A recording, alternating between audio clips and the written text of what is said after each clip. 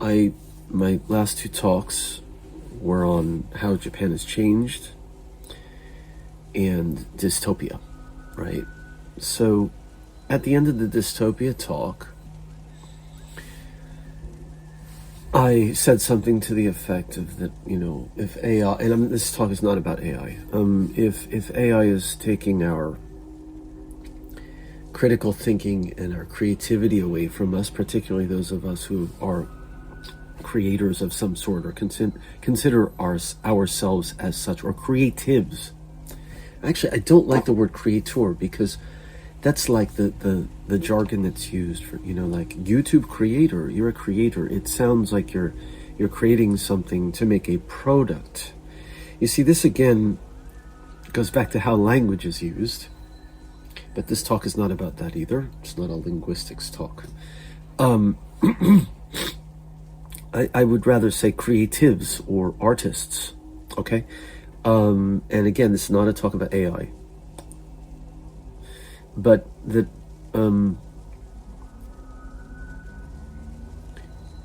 we need, I said, we mean society or the world need creativity. And we need artists, I said. And maybe that's like a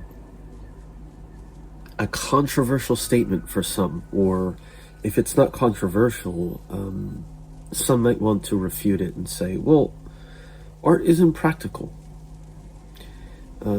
We can't feed ourselves by eating books or music, etc.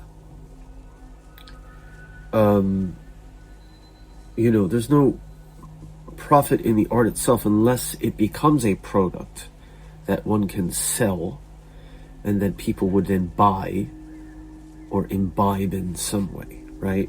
And so it used to be like, say, with music, right, that people would buy records or cassettes or eventually CDs, or even download digital files, but they would pay for these, right? And you can still do this on sites such as Bandcamp, which I use. And I'm not using it to make profit primarily. I'm using it to just share my music, because it's a nice platform for that. But your Apple Music, Spotify streaming services, or even YouTube Music as well, right? You pay a monthly fee. It's like in Japan it's like 1,000 yen or something. Might be a little bit more now. And then everything's free. And like YouTube itself, right? If you just want to go and stream stuff, it doesn't cost anything. So we've taken that value out of, I'm talking about music now, right? So what happens when we do this? It loses value. It loses its power in a way too. We might have a favorite song or a favorite artist that we listen to frequently. If we're doing absolutely for free, like just watching YouTube videos, that's one way. Or we might pay for a service such as Apple Music or Spotify, and so we're paying and then we're streaming that artist frequently, for example, or that song or whatever. But it's still not, I think, quite the same as when we had a culture that people would buy like a CD, like a full-length CD, an album, a full work of several compositions collected together in a particular way, in a particular order. There might even be some thematic thing running throughout, or even a storyline that's like a concept album or whatever it was, and purchase it and look at the artwork and read the lyrics and really listen to that thing over and over and really imbibe it in that way and think about it. And it had cultural, see this, right? Cultural, does it have cultural currency? The language we use, everything's around money, currency, cultural currency, right? Something like it has value. The only thing that has value is money, right? Is that true?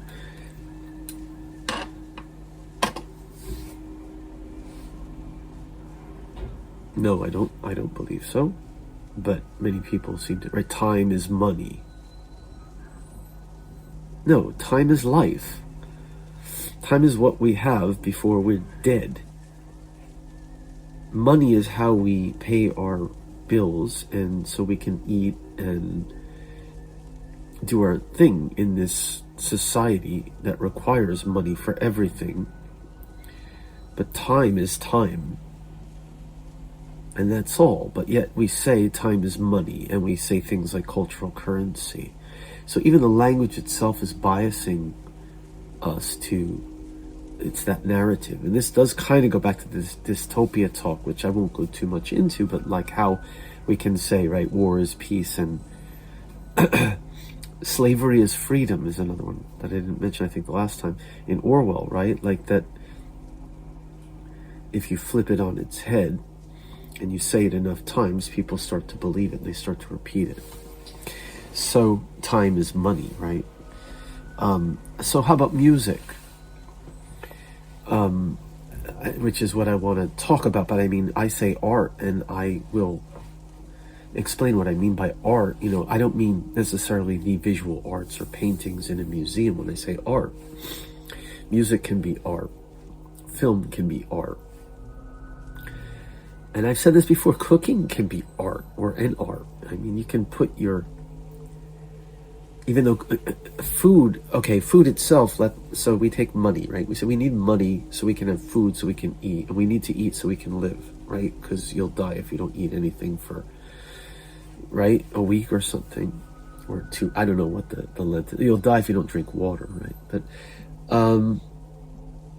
people can go on fasts for a certain length of time, but then eventually they're going to get ill, and then they'll eventually die, right, if they don't eat. So you need money to eat, right? So let's connect, you can connect those. And I just said that cooking can be art. Of course, food is different from music or literature or painting in that, right, it's practical, right? We need to eat.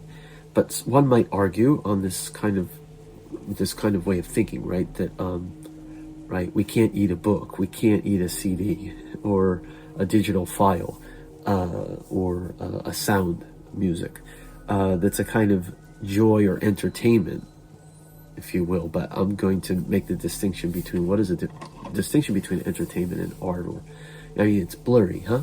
But it's not the same. There's some overlap, but you know, food can be entertainment too, we could argue, if it tastes good and you're eating for pleasure, to enjoy. Again, this is just language here, right? So, okay, so let me go back to food or cooking can be an art, because just eating is not the same as creating a beautiful dish that looks beautiful, that smells wonderful and tastes wonderful. Go to in Japan, the convenience store, and buy some food wrapped in plastic and pop it in your mouth and eat it on the way to work, or outside your building, right, your office, or whatever the heck, right? And that's like practical, right? It's probably not going to taste that good. It's probably not going to be healthy. It's probably filled with preservatives, and it's not good for you. But this is one form of eating. But a chef who is really studying to create beautiful dishes, healthy dishes, lovely dishes, if you will, I'll use that word. They're putting their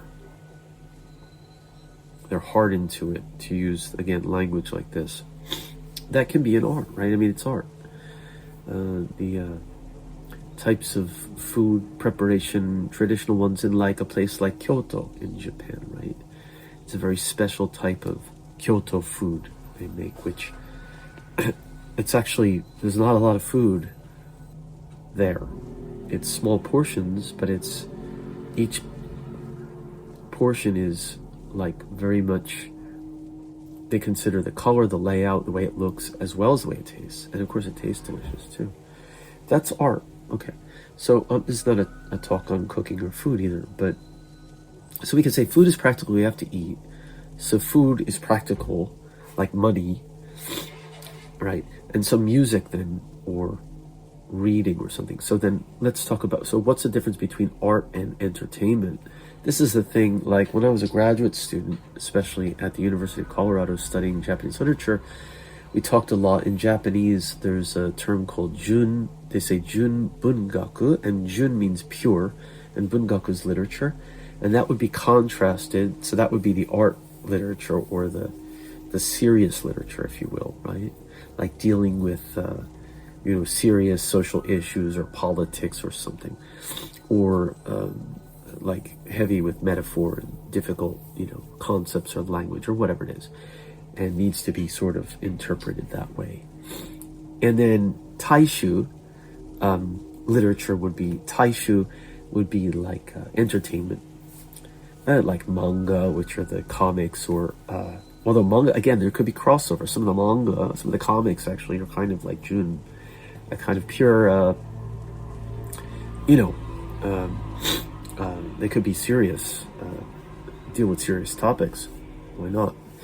But anyway, so taishu would be basically entertainment, a detective, like we used to call dime store detective novels, kind of, or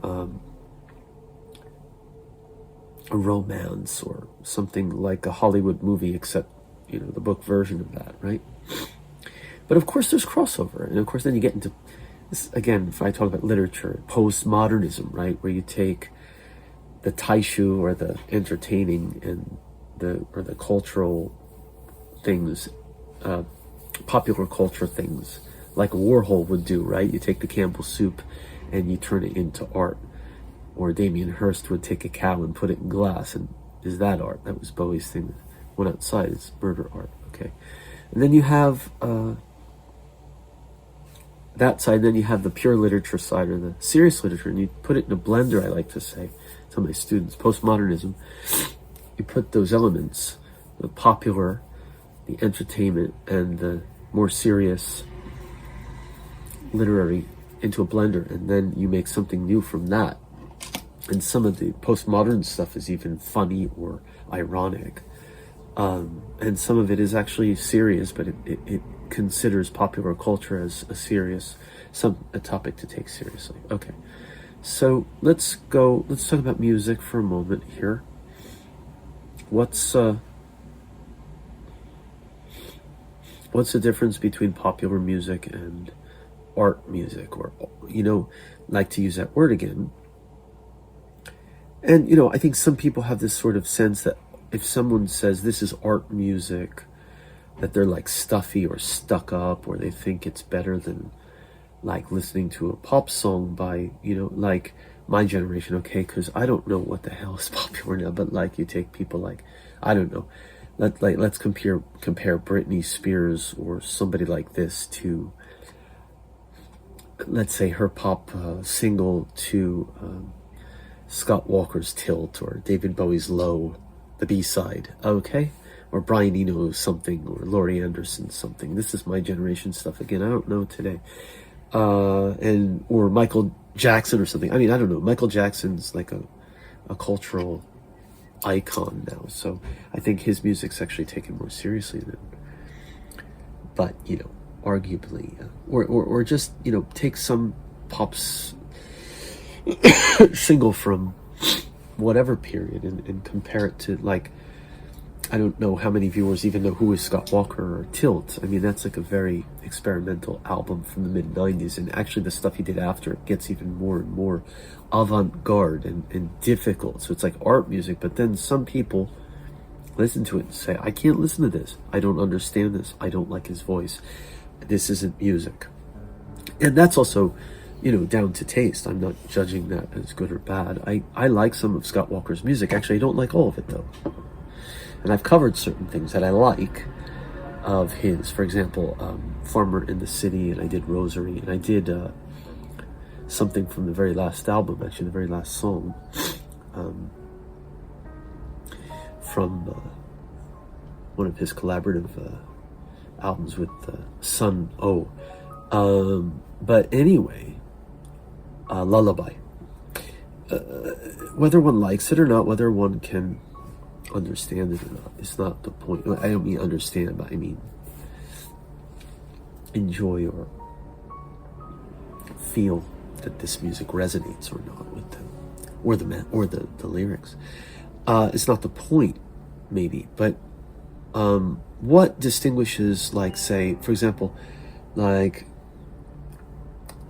let's take David Bowie. He's always a good example for me because I know a lot about him, and because he has so many different periods and different styles. And so Let's Dance is famously with Let's Dance, Bowie became like the pop Bowie, the selling out stadium Bowie, and then he went from there into even more sort of pop realms, although actually arguably the lyrics of his later work, a lot of those lyrics are very political, and they're not at all taishu, they're not at all entertaining, though the music is pop.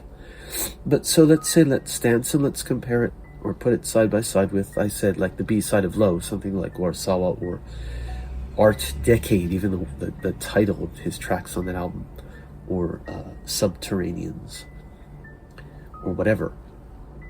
And you say, okay, so, right, Subterranean sounds like a dark soundtrack to some film, or Warsawa or whatever, and it's mostly instrumental, and the sung parts, which there's only one, like, there's sort of like sung sections in Warsawa and Subterraneans, but it's like a language, I think, that Bowie sort of created. We can't understand them, they're not in English. And Let's Dance is a pop song. It's like 5 minutes or so. In the video, he's sort of dancing around. The video is another thing entirely, though, because there's all kinds of politics in there. But, right, so you say, okay, so Let's Dance is pop, it's taishu, and Subterraneans is art, it's Jun. It's not quite that clear either, is it? And I'm saying, like, the Let's Dance has lyrics that are serious. But so maybe that's not a good example in that sense. Let's take, like I say, the Britney Spears song, which I don't even know what song, or even I don't know, or just pull something off of, take AI music. I don't want to talk about AI, but like just take something that's like baby baby baby yeah yeah yeah, baby baby baby yeah yeah yeah kind of lyrics and a beat, and the voice has probably got that effect, that horrid pitch correct effect on it or something, right? And then put that side by side with Art Decade by David Bowie in 1977, or The Heart's Filthy Lesson from 1995. I think, it becomes clearer and clearer that there's some separation. There's something different there, genre-wise, okay? But that's not to be stuffy and say, right, so the Bowie is stuck up or, stuffy or not listenable, and the other is easy to listen to, understand, or tap one's foot to. I don't think it's quite that simple either, right? We can't just sort of say that either. So there are all kinds of gray spaces and areas between, same with literature, especially with postmodernism, right? So I want to just establish this to say that I'm not talking like art music is up here and popular music is down here, or, Junbungaku, this kind of literature's up here and the other stuff's down here. I think I don't like that attitude. I don't agree with that, and it's a lot more complex than that. But I think, again, if we take the baby baby baby yeah yeah yeah song and we put it side by side with something like, say, Subterraneans, most of us can say, well, we can distinguish. This is a very different, like, sort of intention behind those. Now, let me go back to this thing about commerce, money, and value, and putting value on music or art or something that we can't eat, that won't pay our bills, that, in other words, right, it's entertainment, and yet we're distinguishing between these two entertainments of art entertainment and the opposite without being too extreme and saying this. You see? But the former, if I use Subterraneans, the song, or Bowie's Low, or whatever, as an example, and Bowie was a pop artist, and that's why I'm using him. He's a good example.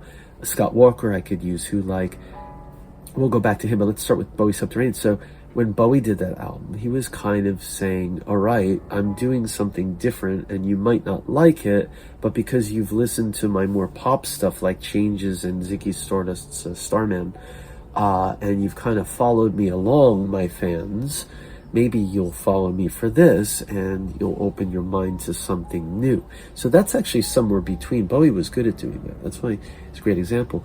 The other, I'm making this up, or the Britney Spears just as some name to give, or whatever artist, you know, that's doing more pop, commercial. We also call it commercial music for money music. It's that, right? It's like the intention behind it is to sell it to a particular public that is familiar with that sound.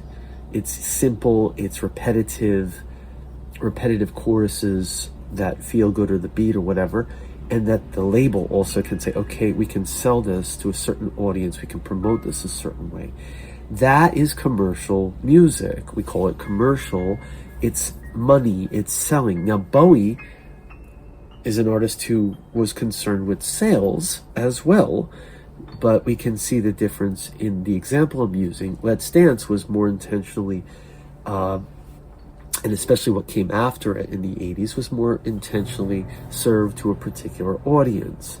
And I won't go into the whole Bowie thing and go beyond and talk about Tin Machine outside. It's not a talk on David Bowie, and one need not have that much background in David Bowie for this talk. I don't want to go in that direction. And then let me go back to Scott Walker, who, again, maybe not all viewers know his music or who he was. He started actually really in a kind of pop, like, idol type band. Like, they were like the Beatles, like screaming girls, and he hated it. He got away from that, and he did the Walker Brothers, and their latest, when they got to the end of their contract, he kind of started doing experimental things because the label couldn't complain about it, and then he got off and did his solo things and became increasingly, like, especially like post-Tilt, 1995 onward especially, but then post-Tilt until his later career, he just went far avant-garde, although he's a vocalist. So actually he did an instrumental thing too. He did a soundtrack. But David Sylvian is another one. He was in the band Japan, which was like a kind of pop band, and they had popularity, and he broke off, did his solo thing, and it went from still semi-commercial sounding songs to more and more avant-garde until his final, and he's still living, but he retired. He doesn't really make music anymore, but like his last couple things were like instrumental, ambient, and they had like spoken word, and it wasn't even him speaking, it was somebody else, and very, you know, like almost classical, what's the word, nouveau classical or something. I don't even know what to call it. But even his last two sort of vocal albums, solo work, like he did Blemish in 2000 and 2003, I think. He published Blemish in 2004, the remix album, which was even like, remixes usually we think they have beats and electronica. They weren't. They were like there were other artists that reinterpreted the tracks and put different backing in, but they weren't at all beat heavy or danceable.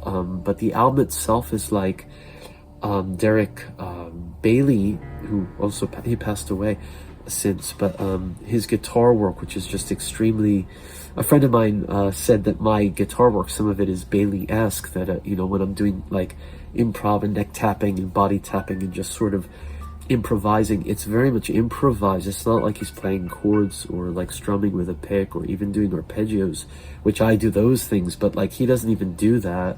And so it's just very abstract, and then Sylvian is singing melodically on top of that kind of thing. And the album that followed, the last one, was what replaced Bailey's guitar was just these kind of abstract, like almost, like I said, like classical almost sounding things that he would sing atop, and some electronics, and just very, very abstract.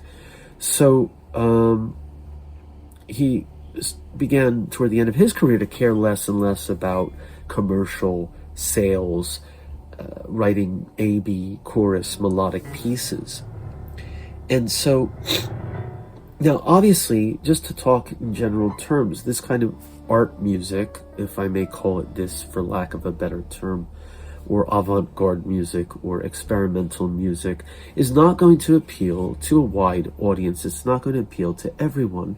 And this is a very obvious thing. And this is why labels, I'm going to go back to Bowie for a moment, rejected Bowie's most by far avant-garde or experimental or inaccessible work, which was not published, called Leon, in 1994, and they told him to go back into the studio and record an album of songs, which became, to date, many would argue, his most experimental album.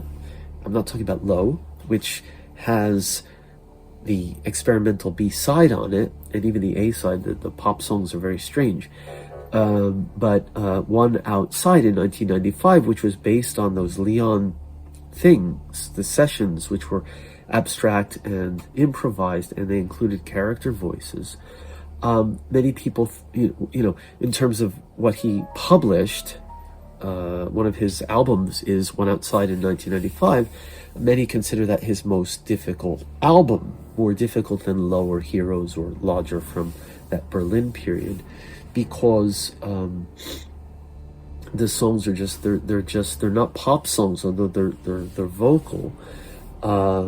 They're quite, they were, some of them were based on improvisations and later turned into songs, and they're dark and they're abstract and they're electronic and they're at times harsher,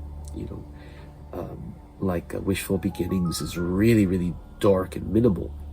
It's a Brian Eno kind of stripped back piece.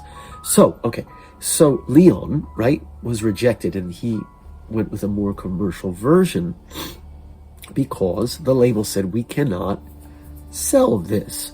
So we talk about entertainment, commerce, and right, can you sell it, right, or not? Is it, time is money, right? So also, if music is money for a music label and they can't sell it, then it's no good, even though artistically it might be brilliant. And also for many of the listeners, it might be too difficult. Now, why do we have so much trouble with difficult music, or not just music, but film or literature or paintings, art in a museum as well, right? Well, it's not a talk about AI, right? It's not a talk about how we're losing our concentration and can't read books anymore. I did talks where I talked about this in the dystopia talk, right? Ray Bradbury says we don't need to burn books if we can, the fascists or the government that wants to have control. If you want to control a population, you don't even need to take their books away or burn them. You just get them to stop reading by replacing by entertainment. So if we give everyone these kind of love, baby, baby, baby songs, and everyone's listening to this, and they don't listen, and we make it free, and we make music free, and we make everything kind of available and take the value away from it, people stop buying albums, people stop listening to the lyrics. They don't have lyric sheets anymore, they don't have artwork to look at, they just have data.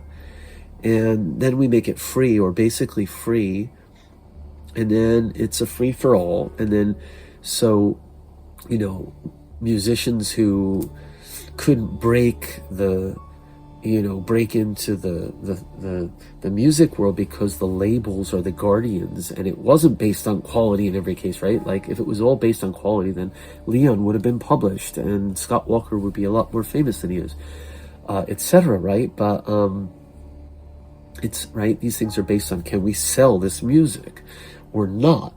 Okay, so but if you take away, you make all the music free and just put it all online for free, it's great for the consumer. We don't have to sort of like slave at our jobs to spend our money on those CDs and DVDs that we used to buy, or cassettes or vinyl. We can listen for free anywhere, anytime online. But those things then lose their value, and then people also have so much choice. Like if it's like I have to eat, right, and I have to work and I have to pay my rent, right? We talk about money and time is money thing in this society. So in this culture, in the way that, right, I won't use the C word, and it's not a 4-letter C word. like the 4-letter F word. There's another bad F word, which is fascism. The other bad C word, that's not 4 letters, is capitalism, right? So in our capitalistic society, I'm not a Marxist, I'm not a communist. It's another C word. It's another bad C word. Some people would say I'm joking, but let's not go there, okay? I'm trying to make these little kind of, I seem so serious in these talks usually. I notice that, I'm actually in class, I joke around and laugh and smile a lot more, even though my students don't always understand what I'm talking about or get the joke. But unless I do it in Japanese, and then they get the joke usually, then they laugh. But okay, so in this C society, we have to work to make money. We have to make money to pay rent and buy food to eat, etc., and also for entertainment. But if the entertainment is free, or if the art is free, the music is free, the art actually, on the one hand, we can say we've got things like Bandcamp and YouTube, which is democratic in the sense that, right, anyone can publish anything, as long as it doesn't have restricted content, or then you can put some of that on as like adult content, I guess. But like, right, basically it's open. And Bandcamp is open for artists to publish and sell to people who are willing to listen or purchase. So in that sense, it's democratized music, and that's not a bad thing, maybe. But on the other hand, because everything is just opened up in a certain way, right, artists now have to tour and sell merchandise to make a living. Professional musicians, professional artists, and they have to compete with all this other stuff, and a lot of it's not good. It's drag, but it's just like there's a lot of noise, right? But the labels still want to sell, they want to make money. So of course there's a whole other thing about Spotify and Apple Music and how the streaming services work. They make money off of the artists, but the artists don't make much money from streaming, so they have to, like I just said, tour and do other things if they want to do professionally. But what it's done to the music itself, particularly recordings, like albums and recorded music, recorded in the studio or whatever, is it's taken the value, it's devalued, right? It's taken the value away. I've said this several times. We used to, right? So when I was a teenager, or in my 20s, or even in my 30s, I would save my money that, again, I need for other things, but then I would take some of that and I would use it to buy a CD, or eventually to purchase even online from the Apple Music store to put in my device, which was an iPod in the 2000s kind of thing, until streaming started kicking in and making everything free with Apple Music and all that. So I would value that, especially when it was like a CD or something with a booklet and artwork and liner notes. But then the convenience took over, and the next step in that was, right, purchasing it online. Oh, it's quick to download it from the Apple store or the Amazon MP3 store, or maybe in Japan, like, it would be more expensive to buy the CD on import, and I can just download it cheaper online, and I really just want the music. So then, right, the value even there becomes less. But certainly if I purchase it, even if I'm downloading it, right, and I don't have the artwork in my hand, I can then look it up online, right? I'm listening to it though, because I've spent money on it. So if we put if time is money, and so money is that value of our time, like we worked for it or whatever, or we only have a limited amount to use for this and for that and the other, and we can't eat books and we can't eat CDs or music, then that has value though, right? Because we use the money for that thing because we really want to hear that, or we really want to, So then I go back to things like concept albums. It's going back to the early 80s or 70s, early 80s, and then the 90s with Bowie and Outside. But like concept albums, where like you listen to the whole album and it creates a storyline. One of the early ones for me, Pink Floyd's The Wall, was earlier. I was listening to that in second grade, and we had vinyl, and when I was in elementary school, kids would bring in The Wall. I just had friends or acquaintances, like somebody had The Wall and brought it into class. It was kind of taboo because of the themes and stuff and the weird artwork, and that's it's like fascism and stuff, right? That whole storyline. I didn't quite understand, that deeply what it was about. Roger Waters' thing, his father died in the war, and a lot of things about England and the war in there, and fascism, but it was like kind of taboo. And of course the film version too, which had nudity and sex and violence in it, and we kind of would sneak out and watch that, and it was like, wow, though, it was like the music and the intensity of the music, the artwork and the lyrics, even though I couldn't, as a second grader, and my friends as second graders couldn't understand all of that, we would read them and think about them. Somehow it was part of the process of like listening to and imbibing the music and the album, the theme, the story, and then the movie, which made it even more obvious and was a bit taboo and a bit like shook us up as second graders, That was rated R or whatever. It was like restricted for over 17 in the US. But, but that was like just an example. But let's take another example. When I was a little bit later, I guess I was in high school, last year middle school, first year of high school, I'd have to do the math, but 1988, I think. I graduated in 91, right? So I think it was the first year of high school something. The Queensryche, which the name even, Queensryche, right? I used to think, they're German or something, but actually they're from the US. They're one of these, like, where's grunge come from, right? In the 90s, where all the grunge bands came from. Washington State or something. I forget where it was. Anyway, I gotta look it up and I'll put a little subtitle where they came from. But I don't even have my internet open now. So, right, we can just check online now. We can have that in 1988. I'd have to check the data somewhere. But anyway, their album Operation Mindcrime came out. I think it was 1988 or 89. I think it was 88. And I bought it as soon as it came out on cassette tape. It's before it had a CD, right? That came a little bit later. And that was like this, right? It opens with a kind of like what Bowie would call a seg on One Outside 1995. It's not a character, but it was actually. There's like they use a sample, someone's in the hospital, and you hear click, clock, and the nurse says, perhaps you need another shot, sleep tight, kind of thing. And then she goes, you bastard. And you hear a door close, and then this male voice says, I remember now. I remember how it started. I can't remember yesterday. I just remember doing what they told me. And then boom, it kicks in with this heavy prog rock, heavy metal thing, an instrumental, and then it goes into the songs, and you've got this character, this protagonist character that you follow throughout the entire album and all the songs on the album, and what happened to him, how he was brainwashed and he got part of this cult. And there's all this stuff about American culture and the dark side of American culture and politics and etc. And it's got a murder in it and all this stuff, and a love story or a kind of dark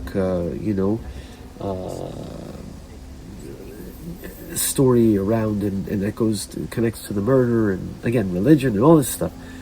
And that was like amazing to me. Now, I'm one of the people who love these concept albums. Not everybody did. Not all of my friends loved the concept albums. Some of them just want the music.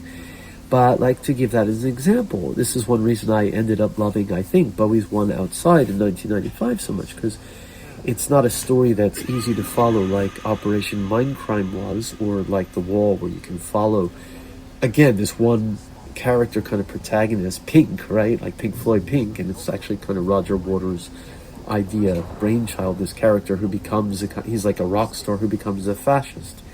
Bowie's Ziggy Stardust is, right, the Messiah rock star.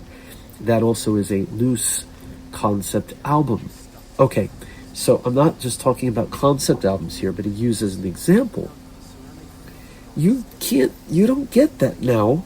If all the music online is free and people are listening piecemeal to one track here, one track there, and flipping around or doing a Spotify playlist, you'll never understand or have concentration for an album like The Wall, an album like One Outside that many people couldn't understand that anyway because it was non-linear and had lots of holes in it. But like, or Operation Mindcrime. 9 Inch Nails also did several.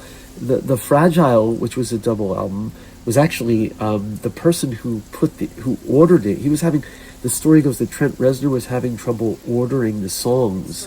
It was also a kind of loose concept about this, like the downward spiral actually is a kind of concept too, right? This again, it's not a concept album like The Wall or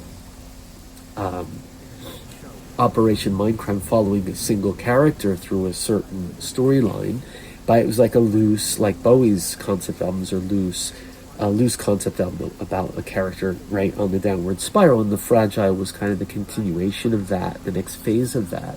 And the person who ordered it was the guy who ordered The Wall. He couldn't do it, and he was like ready to throw everything out. He was getting upset, and he brought the guy in. I forget his name now again, I'll look it up. And he ordered it for him and got the ordering that The Fragile has, but also Year Zero, which came in the 2000s during the Bush administration.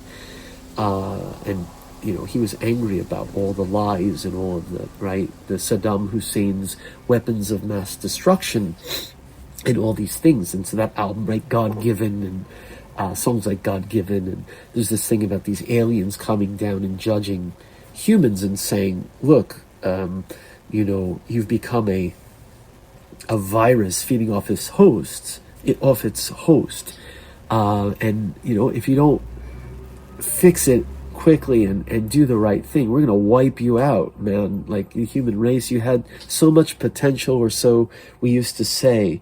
Your greed, self-importance, and your arrogance, you've pissed it all away. Your time is ticking away. And this is one song, right? Actually, it's on this recent remix album he released with Boys Noise. That track is on there, so I've been listening to that. That's interesting, right? I mean, the music I'm listening to now is like, right, new mixes of things from 20 years ago. Anyway, and that also shows my age, but and that's another topic for like, right, what we listen to. But I'm trying to bring this up to the present here. So let's put concept albums aside for a moment. Let's just take any old album of songs. You've got an album like, what should I take as an example? I don't know. I mean, and I don't want to use only Bowie as examples either. What else can I mean, there's lots of artists I can think of. Let's take up Massive Attack, Tom Waits. These are artists I like, okay? So I'm biased, but or Bjork, or I don't know. I mean, any album of songs by any artist anyone likes. I mean, in Japan, like recently, fairly young people seem to, or people in their 30s to me is young, or something like Oasis. I wasn't an Oasis fan, but like an album by Oasis or something, just an album of songs, you know, but like people would spend their money, buy the album, buy the CD, and listen to the whole thing. And getting back to this idea of money and value and music and art, and whether it's pop, whether it's Jun, or whether it's Taishu, right, whether it's pure art music or whether it's not pure, or it's something in between, it's lost its value. And I think, again, going back to this democratization, the positive side being that the gatekeepers are not only the gatekeepers now actually are the companies that can release your music to Apple Music or Spotify, that you either pay them or you apply and you get on and they distribute it. And there are actually rules too, governing certain things, that you can only publish a certain way or certain titles a certain way.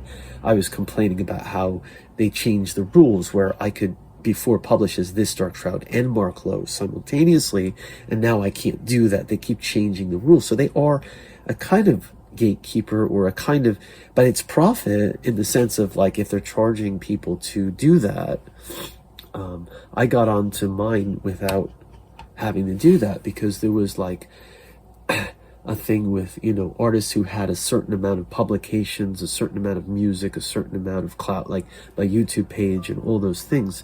They looked at that and they accepted me, but then they changed it, and then you could pay to get on, you see? So then it becomes profit again. And so once you do that and you devalue the music and you have too much at once, it becomes a kind of chaos. The chaos part's okay. Choice is good. Democratization maybe is good to an extent. Again, where do you draw the line? But have we lost the value? Has music lost its value? And therefore, you know, are people able to, do we consider music valuable anymore? Or is it just like water?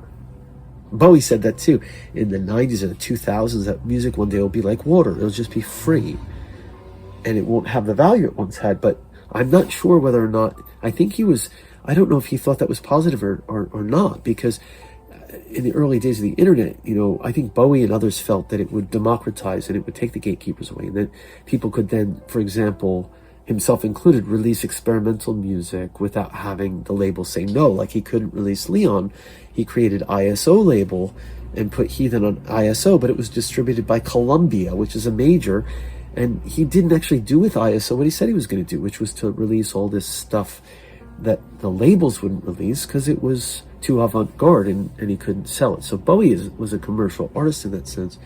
But like for those of us who are using Bandcamp, for example, some people have gained a following with that. I'm one of the artists who, at least my own feeling is that I really haven't. I mean, I think I have 40 some followers or something after years and years of doing it, but very few people purchase what I release.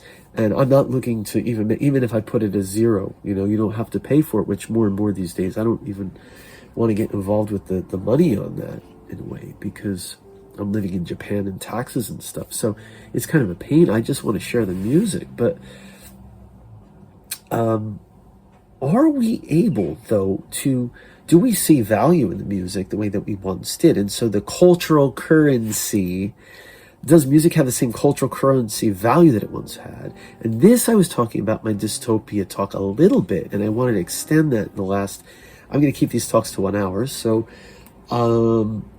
it's lost, I think it's lost its cultural currency. And with that trend, because music has lost its value, people don't, right? They're not spending money on the albums. They're not looking at the notes and reading the lyrics, looking at the artwork, thinking about it. There's no wall kind of movie to go with, or, you know, again, it doesn't have to be a concept album. I mean, actually, just quickly, concept album, right, has a storyline you follow from song 1 to song whatever, where you're following a character or a story. But there could also be conceptual albums that didn't have characters or storylines per se, but that had a theme, like a strong theme that you would get throughout. And listening to the songs in a certain order, you would kind of pick up on the theme of the album, the themes of the album. A lot of artists did this, but again, that's even lost when you just pull the songs out and just you have playlists and so on. So losing value, partly it's the intrinsic value that the music, time is money. It doesn't, right? It doesn't cost anything. So it's just free like water. But actually water may eventually be bottled and sold to us by Coca-Cola, apparently, unless that's a conspiracy theory. So even water is not going to be free, but maybe then music is, huh? That's weird, right? Because, right, like food, right? So we have to pay for food, we have to pay for water, right? But we don't have to pay for music. So then music doesn't have value. So then if it's lost its value, then what is, right? Can artists who are making art, and again, not this kind of art, but like music with a message, let's say, it's not yeah, yeah, yeah, baby, baby, baby, with a good beat, but music that has a message, let's say, whether or not the music itself is challenging per se. It could be a pop song that has a message too, but then does it have that cultural currency, or are people paying attention to it? Are they going to hear it? If there's an album of songs that have a strong message, that's going to be lost, right? We're losing attention span. So it might be a 2 or 3 minute song and someone might get it, but it's not going to go as deep as a full album of songs that deals on a deeper level with the theme. Now I'm talking about music. The same is true in literature, right? And again, even if it's not Jun Bungaku, right? Postmodernism put everything in a blender and said we can take pop culture and look at it seriously too. And right? And I agree with this. I mean, you know, we shouldn't be stuffy and say this is valuable and that's not, right? I mean, there are cases where there's some crossover, but the point is that, right? So we can take all those elements, but if we can't concentrate, and we can't concentrate reading books at all, or listening to a full album or a full series of songs, or a suite, like Leon, right? 20 minutes plus song, or a suite, right? Or something that has a longer thing and lets us go deeper, or explore the lyrics to songs and albums of songs, or look at an artwork. Let's talk about visual art and look at a painting and really look at it and really understand, though, not just like looking at, I mean, interpreting it ourselves is important, but like if you know the background of Guernica by Picasso, it's totally different than just glancing at it and saying, oh, that's a weird painting, or whatever. I mean, knowing the background, knowing the history of things. We don't have that either now. I mean, the attention span's going. I don't want to go back to the dystopia talk too much. That's a different thing I talked about, but it's that kind of, right? You change the language and you get people distracted with entertainment and flipping through social media feeds where you put false information online, or you have Grok tell lies, Elon Musk's AI or ChatGPT for that matter. And then someone looks at an artwork or listens to something and they don't understand the background. They don't have the history, like the history of fascism, right? If you don't know what Hitler said or what he wrote or how he used symbols or language for mind control of the masses, then you won't pick up on it, and you won't pick up on that in someone's lyrics, and you won't pick up on that in someone's music video where they're using a particular image in a certain way to make a statement or a metaphor for something, or how George Orwell, not 1984, I didn't talk about this at all in the dystopia talk. George Orwell's 1984 I talked about in Big Brother, but animal form, right? So you have animals who represent certain types of people in society, or in, right, you have the pigs and the dogs and you have the sheep that follow. And so if one doesn't understand these things and what they represent, and one's not reading books either, and doesn't, again, my students, most of them, I'm sorry, and some of my students might watch this, and I'm sorry, I'm not criticizing, I say this in class, you know, it's like, if you're not reading literature, if you don't know history, if you don't understand how metaphor works, then, you know, you come into a literature class of mine, and my students, you know, most of them don't have that language or that toolbox of understanding how to, you know, see metaphors in literature, for example, even short stories, or how to kind of go deeper into the minds of the characters, or what the, you know, what's being pointing at something beyond just the words on the page, reading between the lines of text and understanding, you know, what historically or culturally or metaphorically is in that, you know, like I mentioned in the dystopia talk, the trial by Franz Kafka and Joseph K., right? And they knock on the door and take him away to trial. What is he saying in this story? Is it just a bizarre story about, you know, these guys pull him out of his place and say, come with us, you're on trial, and don't tell him why, and he never learns why, and even the people who come don't know why, just the authorities sent them, and yes sir, and they just obey, and yes sir, and it's absurd.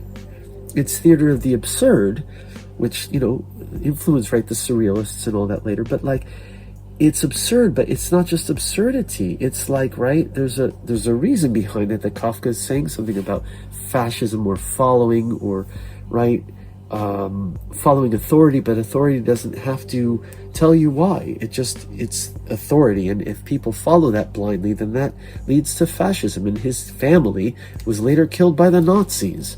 He was Jewish, right?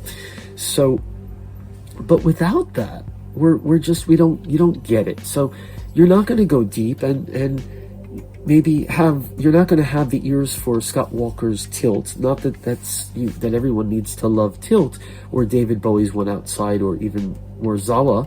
I'll just say this: when I did a David Bowie class several years back at university, I'm doing dystopia now, but I was doing like a general introduction to Bowie course originally, and when I played stuff like Warsawa for them, I thought, this is like, how cool. Like, if I was a student, my teacher was playing this, I would have loved that class. You know, I mean, I'm not patting myself on the back, but like, I would have loved that class, right?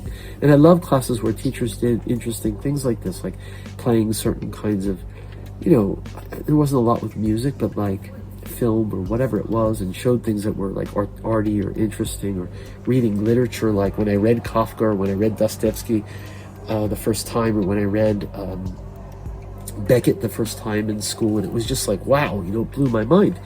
And I thought, this is going to blow their minds. This is going to be cool.